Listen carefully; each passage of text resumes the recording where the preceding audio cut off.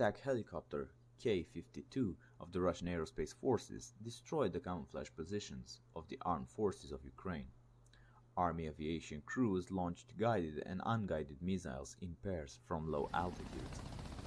As a result of the combat use of aviation weapons, the positions of armored vehicles of the armed forces of Ukraine camouflaged in a wooded area were destroyed.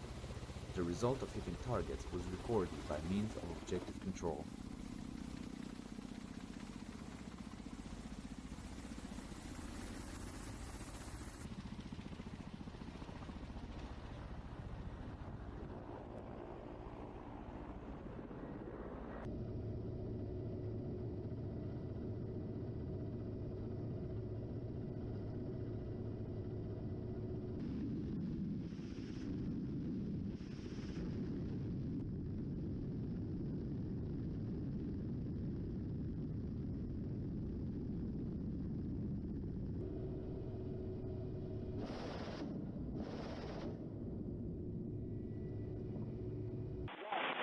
Понял. Пускай разрешен.